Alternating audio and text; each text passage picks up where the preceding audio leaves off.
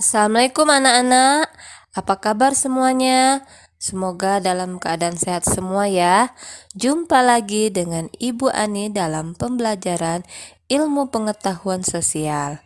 Baiklah, sebelum kita mulai pelajaran hari ini, marilah kita membaca basmalah.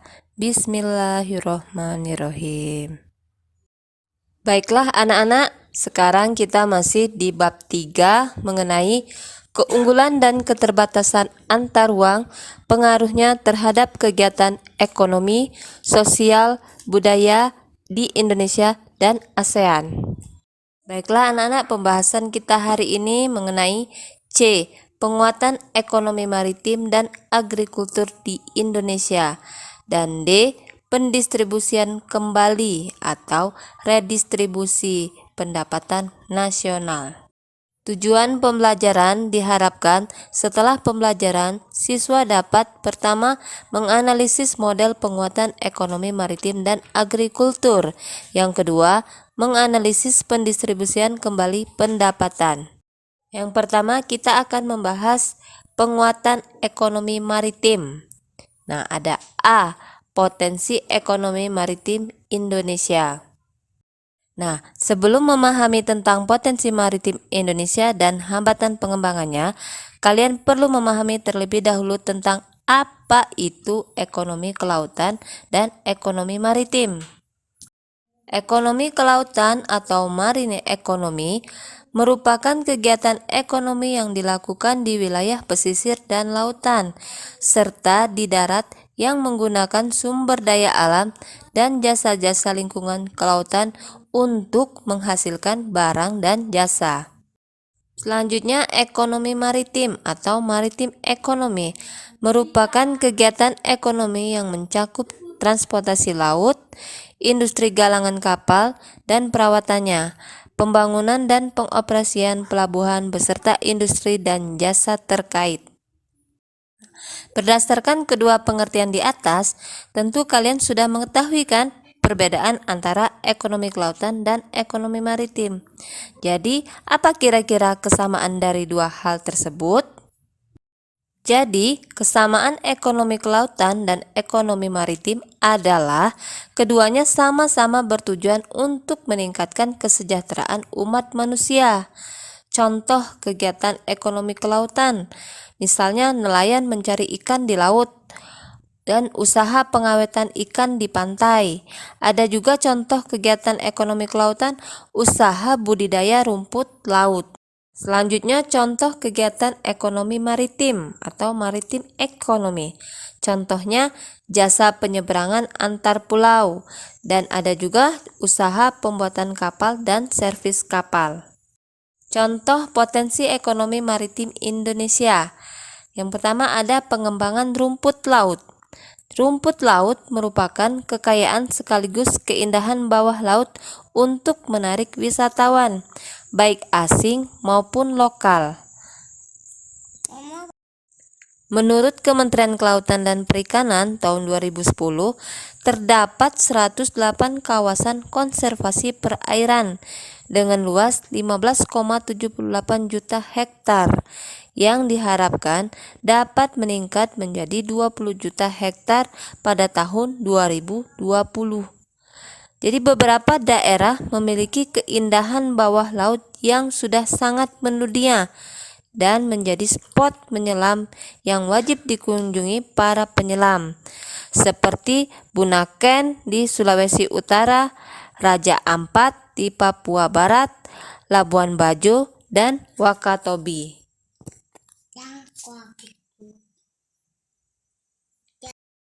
Contoh potensi ekonomi maritim Indonesia yang kedua ada produksi ikan tangkap.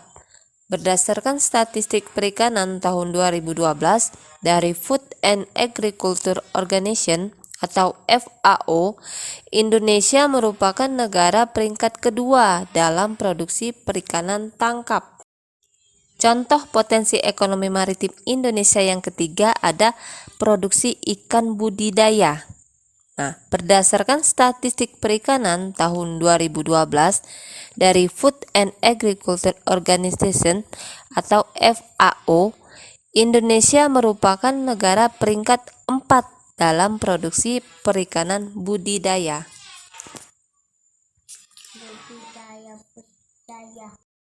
Berdasarkan uraian materi tadi, dapat kita ketahui bahwa Indonesia memiliki sumber daya alam yang besar.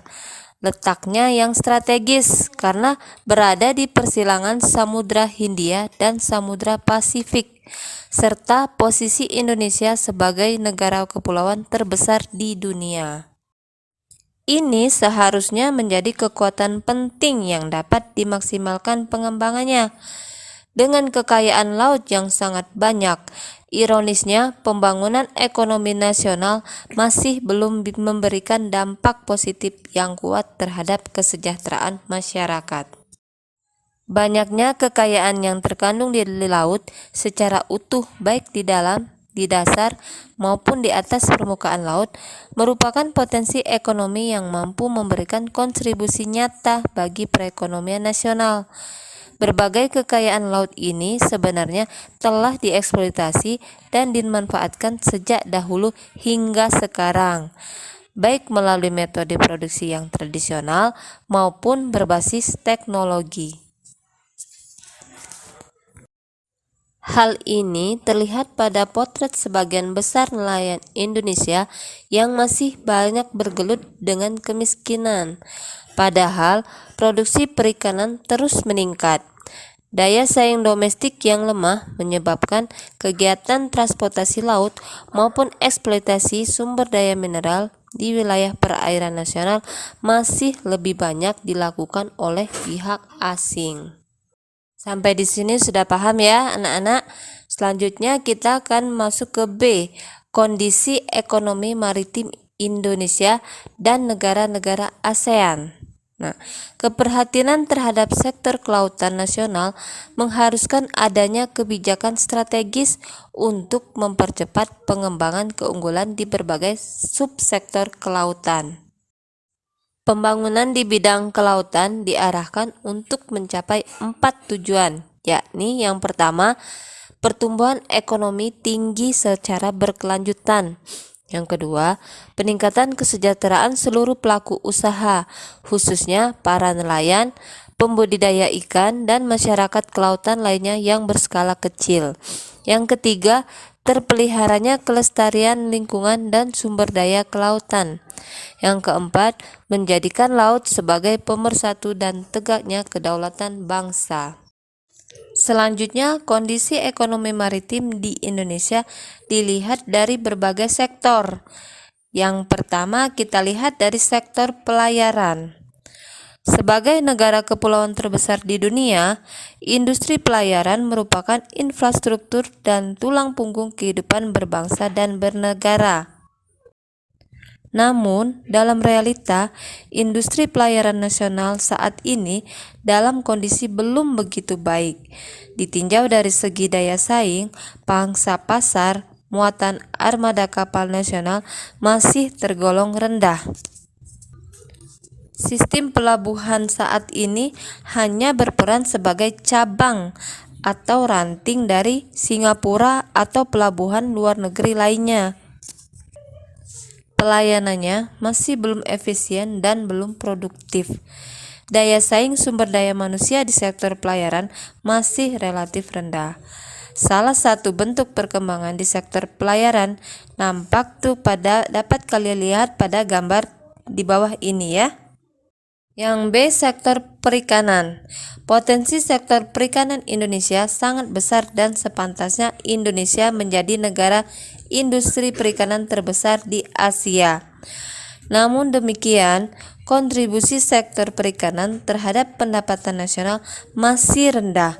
Pertambahan kawasan budidaya perikanan pun masih sangat kurang. Selanjutnya, sektor pariwisata bahari. Pengembangan pariwisata bahari diyakini mempunyai dampak berganda yang dapat menyerap tenaga kerja, meningkatkan pendapatan masyarakat, mendatangkan wisatawan yang berasal dari luar negeri.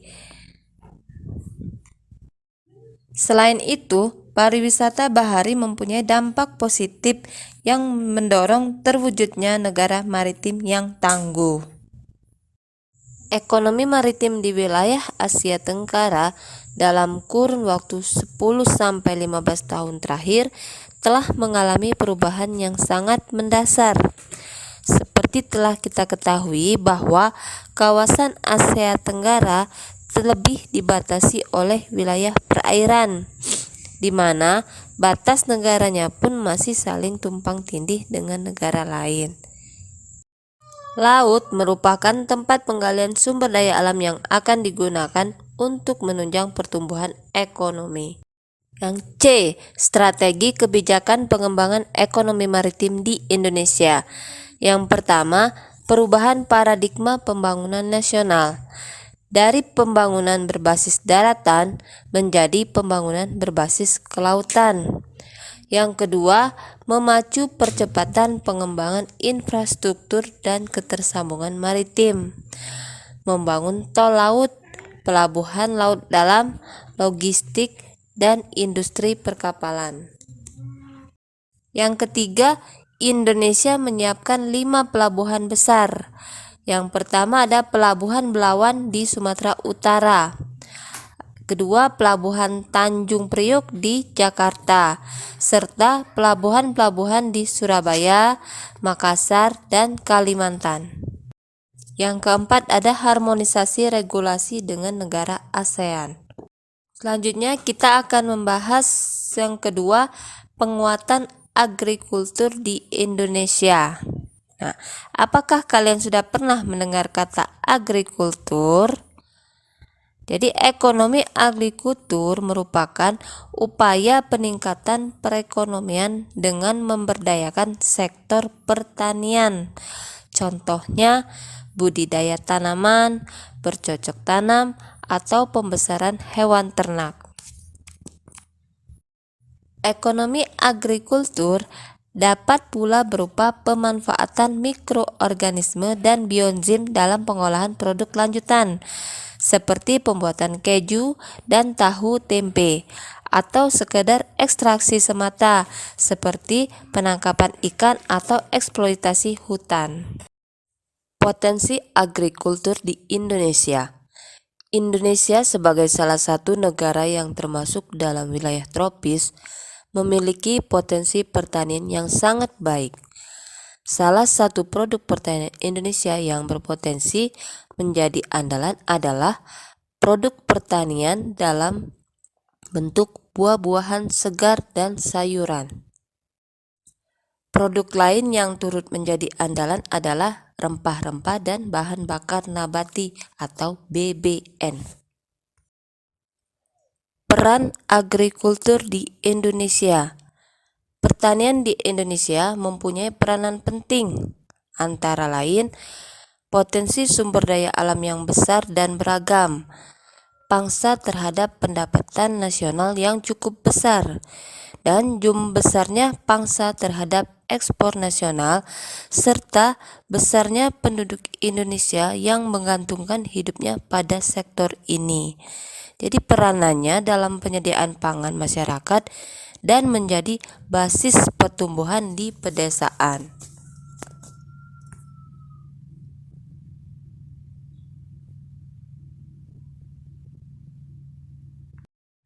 C. Hambatan pengembangan agrikultur di Indonesia. Jadi mempunyai hambatan dalam pengembangan di bidang agrikultur di Indonesia. Beberapa hambatannya antara lain, pertama, skala usaha pertanian pada umumnya relatif kecil. Yang kedua, modal terbatas. Yang ketiga, penggunaan teknologi masih sederhana.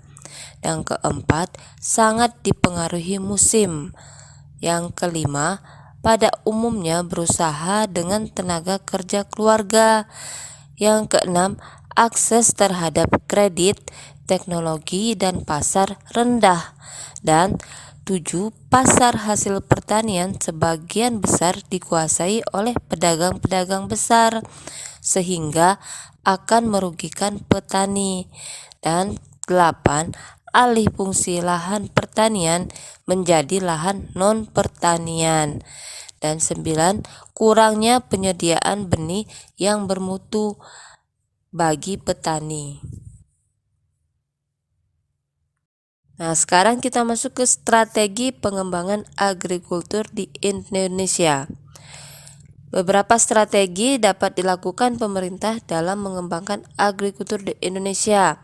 Antara lain yang pertama, eco farming. Nah, yaitu strategi eco farming merupakan peningkatan sistem budaya di sektor pertanian yang ramah lingkungan dan terintegrasi dengan kearifan lokal di setiap daerah di Indonesia.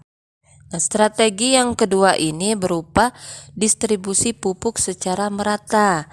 Nah, strategi yang ketiga, perbaikan irigasi. Strategi yang keempat ada pembangunan dan perbaikan berbagai sarana pendukung sektor pertanian. Dan strategi yang kelima, pembukaan lahan baru. Nah, sampai di sini sudah paham ya anak-anak? Sekarang kita masuk ke D, pendistribusian kembali atau redistribusi pendapatan nasional. Pengertian redistribusi pendapatan merupakan pendistribusian kembali pendapatan masyarakat kelompok kaya kepada masyarakat kelompok miskin, baik berasal dari pajak ataupun pungutan-pungutan lain. Redistribusi pendapatan dapat berbentuk vertikal dan horizontal. Nah, redistribusi vertikal menunjuk pada transfer uang dari orang kaya ke orang miskin. Nah, sedangkan redistribusi horizontal adalah transfer uang antar kelompok, yaitu dari kelompok satu ke kelompok lain. Yang kedua, program redistribusi untuk pemerataan distribusi pendapatan di Indonesia. Ada program pemberian jaminan akses kebutuhan dasar bagi rakyat bawah. Contohnya antara lain bantuan langsung tunai atau BLT. Yang kedua ada bantuan tunai bersyarat atau BTB, disebut juga sebagai program keluarga harapan rakyat.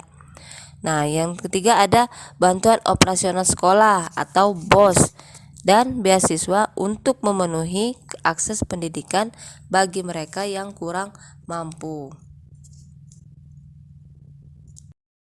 Program redistribusi yang kedua ada program kredit lunak dan penjamin kredit berbasis komunitas. Nah, contohnya misalnya kredit usaha rakyat atau KUR. Jadi dengan adanya kebijakan KUR, UMKM akan terhindar dari kendala aturan-aturan perbankan yang menyulitkan mereka untuk mendapatkan pinjaman modal dari lembaga keuangan formal atau LKF. Program redistribusi yang ketiga ada pengembangan usaha atau usaha industri kecil. Nah, pemerintah membuat UKM atau usaha kecil dan menengah. Jadi membantu program untuk usaha kecil. Nah, ada juga usaha mikro kecil dan menengah atau UMKM. Jadi usaha yang bermodal kecil seperti usaha rumah tangga. Program redistribusi yang keempat itu ada pemerintah bekerja sama dengan swasta lokal dan asing untuk menjalankan program Corporate Social Responsibility atau CSR, yaitu bantuan perusahaan kepada masyarakat dan lingkungan. Program redistribusi yang kelima, pemerintah konsisten dalam mewujudkan kebijakan penegakan hukum dan keadilan ekonomi. Beberapa alternatif praktik redistribusi pendapatan di Indonesia.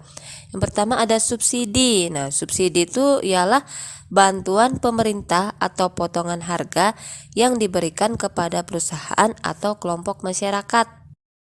Contohnya subsidi pupuk. dari pemerintah kepada petani. Jadi dimaksudkan supaya petani dapat menekan biaya produksi. Jadi dengan harga pupuk lebih rendah, diharapkan petani dapat menjual hasil pertaniannya dengan harga yang lebih rendah sehingga dapat bersaing. Contoh subsidi lain ada subsidi BBM, subsidi listrik, subsidi gas 3 kilo, sebagainya.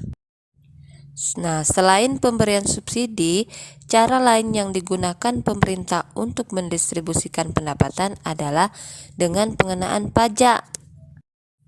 Terdapat banyak jenis pajak di Indonesia, antara lain pajak penghasilan, pajak kendaraan bermotor, pajak terhadap barang mewah, dan sebagainya. Nah, jadi pendapatan negara sebagian besar diperoleh dari penarikan pajak. Nah, pajak yang terkumpul digunakan sebagai pembiayaan pembangunan negara, termasuk pembangunan jalan serta fasilitas umum lainnya. Bukankah semua masyarakat turut menikmati fasilitas tersebut? Lalu, apakah kalian setuju bahwa orang bijak bayar pajak? Demikianlah materi kita hari ini. Semoga bisa dipahami dan dimengerti. Baiklah, kita tutup dengan membaca hamdalah. Alhamdulillahirabbil alamin. Assalamualaikum warahmatullahi wabarakatuh.